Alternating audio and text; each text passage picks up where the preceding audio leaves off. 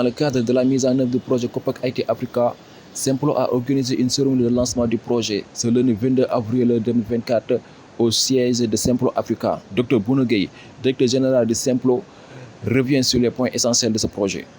Alors pourquoi ce projet? C'est que Simplon est membre d'un réseau, membre fondateur d'un réseau, tête de réseau je dirais, de plusieurs partenaires en Afrique et on sait que les centres de formation, les opérateurs de formation ont très souvent besoin de renforcement de capacité sur la pédagogie, surtout sur la pédagogie. Parce qu'aujourd'hui, en fait, on a des vrais défis sur la manière de transmettre. On nous dit souvent que les jeunes doivent être formés et insérés. Mais un jeune, pour qu'il soit formé et inséré, il faut chercher le moyen le plus optimal de le former et de lui transmettre pour qu'il puisse, après, derrière, être facilement inséré en entreprise. Et ce qu'on constate aujourd'hui, c'est que les opérateurs de formation, moi j'ai la chance de faire le tour du monde et d'avoir un lien avec plein de partenaires. Et je vois en fait cette insuffisance parfois en termes de savoir-faire méthodologique. Donc on s'est rapproché de l'Union européenne. On a soumis un projet qui s'appelle Capacity, qu'on lance aujourd'hui avec nos 11 partenaires issus de 10 pays, justement pour permettre à Simplon de transférer son expertise vers ces organismes de formation-là. Et l'idée, c'est de renforcer leur performance, c'est de les aider à mieux former et d'atteindre la finalité qui est, somme toute, l'insertion professionnelle des bénéficiaires conformes. C'est un projet qui va durer 2 ans, qui est cofinancé par l'Union européenne, le bureau de l'Union européenne à Bruxelles.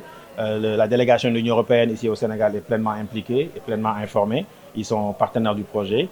Et c'est un véritable soutien, je tiens à les remercier aussi au passage, c'est un véritable soutien parce qu'effectivement on a beau impulser des choses au siège de l'Union européenne à Bruxelles, mais si les délégations ne suivent pas derrière, ça peut poser problème.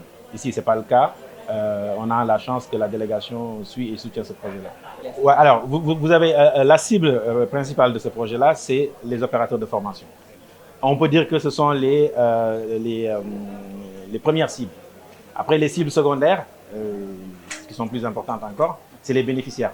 C'est-à-dire que quand on va renforcer les capacités des opérateurs de formation, c'est pour leur permettre de mieux former les bénéficiaires. Vous avez entendu tout à l'heure, chaque opérateur, chaque partenaire s'est présenté et ils forment des centaines et des centaines de personnes. Ce projet-là leur permettra d'être mieux outillés en termes de méthodologie pour mieux former les jeunes et mieux les insérer. Alors, ce projet-là, les grandes lignes, c'est d'abord ce que vous voyez ici, hein, c'est pas négligeable.